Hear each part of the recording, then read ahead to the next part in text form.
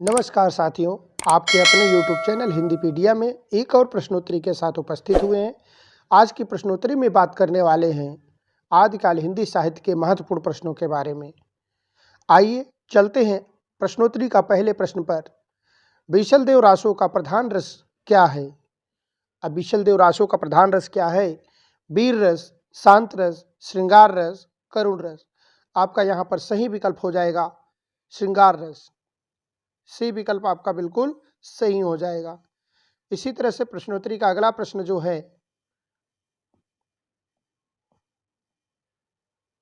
हिंदी का प्रथम महाकाव्य किसे माना जाता है? बीशल देव रासों को, विकल्प बी परमाल रासों को, विकल्प सी खुमार रासों को, विकल्प डी पृथ्वीराज रासों को। अब यहाँ पर 4 विकल्प दिए गए हैं, जिसमें से पूछा गया है प्रथम महाकाव्य किसे माना जाता है, तो यहाँ पर आपका विकल्प डी सही हो जाएगा, पृथ्वीराज रासों। अगले प्रश्न पर चलते हैं। प्रश्नोत्तरी का अगला प्रश्न, पृथ्वीराज रासों के बृहद रूपांतर में कुल कितने सर्ग हैं? समय, सर्ग, समय। अब पृथ्वीराज रासों के बृहद रूपांतर में कुल विकल्प ए 30 सर्ग हैं, विकल्प बी 36 सर्ग हैं, विकल्प सी 47 सर्ग हैं, विकल्प डी 69 सर्ग हैं। यहाँ पर आपका विकल्प डी सही हो जाएगा, 69 सर्ग हैं। इसी तरह से प्रश्नोत्तरी के अगले प्रश्न पर चलते हैं। गोरखबानी के संपादक कौन हैं? माता प्रसाद गुप्त, विकल्प बी वासुदेव शरण अग्रवाल, विकल्प सी श्याम सुंदर दास, विकल्प डी पीताम्बर बड़थवाल। तो यहाँ पर आपका सही विकल्प हो जाएगा विकल्प डी पीताम्बर बड़थवाल। अगले प्रश्न पर चलते हैं। अगला प्रश्न जो इस तरह से है, नारी निंदा किस संप्रदाय में मिलती है? नाथ पंथ में, जैन संप्रदाय में, सिद्ध संप्रदाय में, किसी में नहीं। तो नारी निंदा की बात की जा रही है। यहाँ पर आपका कौन सा विकल्प सही होगा? नारी निंदा हमेशा नाथ पंथ में मिलती है, नाथ पंथ में। ये विकल्प आपका बिल्कुल सही हो जाएगा। इसी तरह से अगले प्रश्न पर चलते हैं। प्रश्नोत्तरी का अगला प्रश्न, इसमें से नाथ संप्रदाय में क्या नहीं है?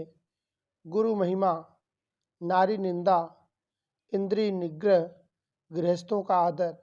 तो आपका डी विकल्प सही हो जाएगा, गृहस्थों का आदर नारी निंदा में नहीं है, गृहस्थों का आदर नारी निंदा में नहीं है। अगले प्रश्न पर चलते हैं। प्रश्नोत्तरी का अगला प्रश्न, वर्ण रत्नाकर के रचनाकार कौन है? वर्ण रत्नाकर के रचयिता कौन है? विकल्प ए जगन्नाथ दास रत्नाकर, विकल्प बी विद्यापति, विकल्प सी ज्योतिरेश्वर ठाकुर, विकल्प डी स्वयंभू। तो यहाँ पर आपका सही विकल्प हो जाएगा सी ज्योतिरेश्वर ठाकुर। वर्ण रत्नाकर के रचनाकार ज्योतिरेश्वर ठाकुर जी हैं। इसी तरह से अगले प्रश्न पर चलते हैं। इनमें से कौन सा आदिकाल का ग्रंथ नहीं है? विकल्प ए प्राकृत पेंगलम, विकल्प बी खुसरो की पहेलियाँ, विकल्प सी विद्यापत पदावली, विकल्प डी पद्मावत। तो यहाँ पर आपको देखने से पता चल जाता है कि विकल्प डी पद्मावत आदिकाल का ग्रंथ नहीं है। अगले प्रश्न पर चलते हैं। अगला प्रश्न है, विद्यापत पदावली की रचना किस भाषा में हुई है? अपभ्रंश भाषा में, बंगला भाषा में, विकल्प सी मैथिली भाषा में, विकल्प डी मागधी भाषा में। तो आपका यहाँ पर सही विकल्प हो जाएगा विकल्प सी मैथिली भाषा में। विद्यापत पदावली की रचना किस भाषा में हुई है? विकल्प सी आपका सही है, मैथिली भाषा में। इसलिए विद्यापत के रचनाकार मैथिल कोकिल कहे जाते हैं। तो यहाँ पर आपका सी विकल्प बिल्कुल सही है। अगले प्रश्न पर चलते हैं। आदिकाल में खड़ी बोली का प्रयोग किस कवि ने किया? खुसरो ने, विकल्प बी विद्यापति ने, विकल्प सी स्वयंभू ने, विकल्प डी चंद्रवरदाई ने। तो यहाँ पर आपका सही विकल्प हो जाएगा विकल्प ए अमीर खुसरो ने। इसी तरह से प्रश्नोत्तरी के अगले प्रश्न पर चलते हैं। प्रश्नोत्तरी का अगला प्रश्न जो इस प्रकार से है, जैन धर्म का संबंध इनमें से किस कवि से नहीं है? विकल्प ए स्वयंभू से, विकल्प बी धनपाल से, विकल्प सी जोइंद से, विकल्प डी विद्यापत से। तो यहाँ पर आपका सही विकल्प जो है डी विद्यापत से जैन धर्म का संबंध नहीं है। अगले प्रश्न पर चलते हैं। अगला प्रश्न जो इस प्रकार से है, भविष्यत कहा के रचनाकार का नाम बताइए। विकल्प ए धनपाल, विकल्प बी स्वयंभू, विकल्प डी सी जोइंद, विकल्प डी खुसरो। यहाँ पर आपका सही विकल्प है विकल्प ए धनपाल। अगले प्रश्न पर चलते हैं। अगला प्रश्न जो इस प्रकार से है, इनमें से कौन सा ग्रंथ शिलाओं पर लिखा है? विकल्प ए प्रबंध चिंतामणि, विकल्प बी चर्यापद, विकल्प सी उक्ति व्यक्ति प्रकरण, विकल्प डी राउल वेल। तो यहाँ पर आपका सही विकल्प हो जाएगा डी राउल वेल शिलाओं पर लिखा गया है। अगले प्रश्न पर चलते हैं। अगला प्रश्न है, मैथिली हिंदी में रचित गद्य रचना का नाम बताइए। मैथिली हिंदी में अब पूछा गया है। विकल्प ए वर्ण रत्नाकर, विकल्प बी राउल वेल, विकल्प सी प्राकृत पेंगलम, विकल्प डी पदावली। तो मैथिली हिंदी में जो लिखा गया है यहाँ विकल्प ए हो जाएगा वर्ण रत्नाकर। वर्ण रत्नाकर ए विकल्प आपका सही हो जाएगा। अगले प्रश्न पर चलते हैं। अगला प्रश्न है, पृथ्वीराज रासों में सर्वाधिक विवादित पक्ष है। विकल्प ए भाषिक संरचना, विकल्प बी ऐतिहासिकता, विकल्प सी चारित्रांकन, विकल्प डी प्रबंधात्मकता। अब इस तरह से यहाँ पर 4 विकल्प दिए गए हैं, जिसमें से आपका सही विकल्प हो जाएगा विकल्प बी ऐतिहासिकता। पृथ्वीराज रासों में सर्वाधिक विवादित पक्ष है ऐतिहासिकता। बी विकल्प आपका बिल्कुल सही हो जाएगा।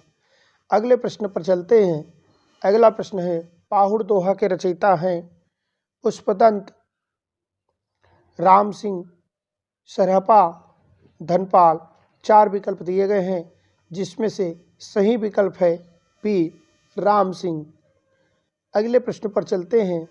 अगला प्रश्न है, निम्नलिखित में से रासो काव्य में श्रृंगार रस की प्रधानता है। अब रासो काव्य में पृथ्वीराज रासों में, परमाल रासों में, बीसलदेव रासों में, हमीर रासों में। तो यहाँ पर आपका विकल्प सी सही हो जाएगा। विकल्प सी बीसलदेव रासों में श्रृंगार रस की प्रधानता है।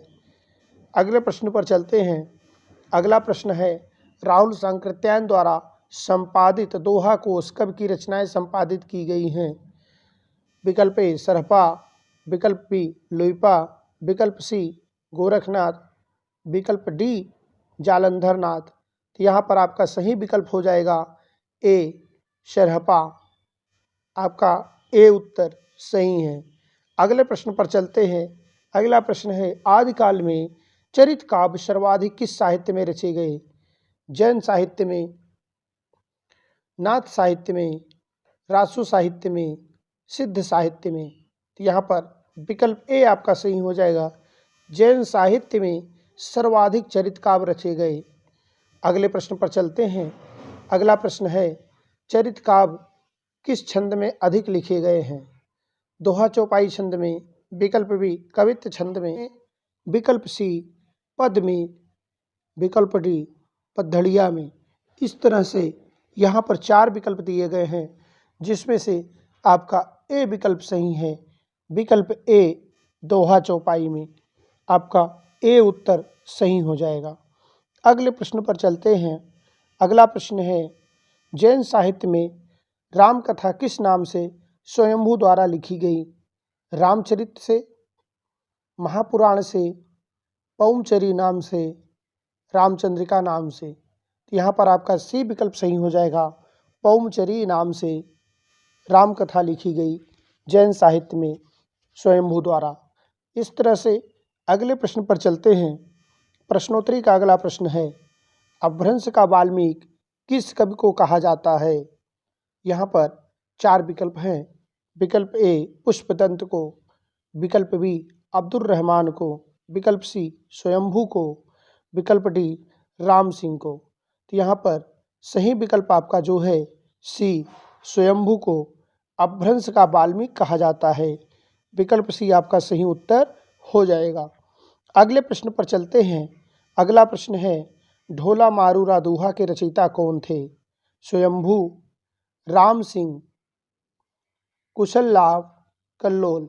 यहाँ पर 4 विकल्प दिए गए हैं, जिसमें से आपका डी विकल्प सही है। ढोला मारूरा दोहा के रचयिता कल्लोल हैं। डी विकल्प आपका सही हो जाएगा। सही उत्तर डी है। अगले प्रश्न पर चलते हैं। अगला प्रश्न है, निम्नलिखित में से बीसल देव रासो के रचयिता कौन थे? कौन हैं? अब यहाँ बीसल देव रासो की बात की जा रही है। तो बीसल देव रासो के रचयिता विकल्प ए जगनिक, विकल्प बी चंद बरदाई, विकल्प सी नरपत नाल, विकल्प डी भट्ट केदार। तो यहाँ पर आपका सही विकल्प हो जाएगा सी नरपत नाल। अगले प्रश्न पर चलते हैं। अगला प्रश्न जो इस प्रकार से है, प्राकृत पेंगलम। प्राकृत पेंगलम किस विषय पर केंद्रित रचना है? विकल्प ए काव्य शास्त्र पर, विकल्प बी छंद शास्त्र पर, विकल्प डी न्याय शास्त्र पर, विकल्प सी न्याय शास्त्र पर, विकल्प डी दर्शन शास्त्र पर। तो यहाँ पर आपका सही विकल्प हो जाएगा विकल्प बी छंद शास्त्र पर। प्राकृत पेंगलम छंद शास्त्र पर केंद्रित रचना है। इसी तरह से प्रश्नोत्तरी के अगले प्रश्न पर चलते हैं। प्रश्नोत्तरी का अगला प्रश्न जो इस प्रकार से है, हिंदी साहित्य के प्रारंभिक काल को आदिकाल नाम किसने दिया? यह प्रश्न बहुत ही महत्वपूर्ण है। विकल्प ए मिश्र बंधु, विकल्प बी राहुल सांकृत्यायन, विकल्प सी राम कुमार वर्मा और विकल्प डी आपका जो हो जाएगा हजारी प्रसाद द्विवेदी। तो हजारी प्रसाद द्विवेदी ने हिंदी साहित्य के प्रारंभिक काल को आदिकाल नाम दिया है। डी विकल्प आपका बिल्कुल सही हो जाएगा। अगले प्रश्न पर चलते हैं। अगला प्रश्न है, विद्यापति पदावली में किस रस की प्रधानता है? वीर रस की प्रधानता है, विकल्प बी श्रृंगार रस की प्रधानता है, विकल्प सी शांत रस की प्रधानता है, विकल्प डी वात्सल्य रस की प्रधानता है। तो यहाँ पर आपका सही विकल्प जो हो जाएगा बी श्रृंगार रस की प्रधानता है। बी विकल्प आपका सही है। अगले प्रश्न पर चलते हैं। अगला प्रश्न जो इस प्रकार से है, इनमें से आदिकाल के अंतिम चरण के सुप्रसिद्ध कवि कौन थे? अब्दुल रहमान, विकल्प बी अमीर खुसरो, विकल्प सी स्वयंभू, विकल्प डी पुष्पदंत। तो यहाँ पर 4 विकल्प दिए गए हैं, जिसमें से पूछा गया है आदिकाल के अंतिम चरण के सुप्रसिद्ध कवि कौन थे? तो सुप्रसिद्ध कवि अमीर खुसरो थे। बी विकल्प आपका सही हो जाएगा। अगले प्रश्न पर चलते हैं। अगला प्रश्न है, ऐसे रासो ग्रंथ के रचनाकार का नाम बताइए जिसकी रचना अजमेर के शासक से संबंधित है। विकल्प ए दलपत विजय, विकल्प बी नरपत नाल, विकल्प सी नल्ल सिंह, विकल्प डी मधुकर भट्ट। अब इस तरह से यहाँ 4 विकल्प दिए गए हैं, जिसमें से आपका बी विकल्प सही है नरपत नाल। अगले प्रश्न पर चलते हैं। अगला प्रश्न है, आचार्य हजारी प्रसाद द्विवेदी रासो शब्द की व्युत्पत्ति किस शब्द से मानते हैं? विकल्प ए रसायन से, विकल्प बी रासक से, विकल्प सी रास से, विकल्प डी रसिक से। तो यहाँ पर आपका सही विकल्प हो जाएगा हजारी प्रसाद द्विवेदी रासो शब्द की उत्पत्ति रासक से मानते हैं। विकल्प बी आपका सही हो जाएगा। अगले प्रश्न पर चलते हैं। अगला प्रश्न है, किस कवि को अभिनव जयदेव की उपाधि मिली थी? विकल्प ए अमीर खुसरो को, विकल्प बी चंद बरदाई को, विकल्प सी विद्यापति को, विकल्प डी स्वयंभू को।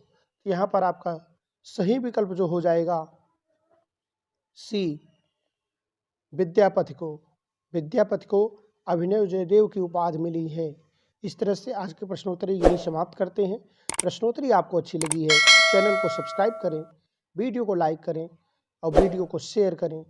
इस तरह से हमें कमेंट करके ज़रूर बताएं कि आपको प्रश्नोत्तरी कैसी लगी है। आज के लिए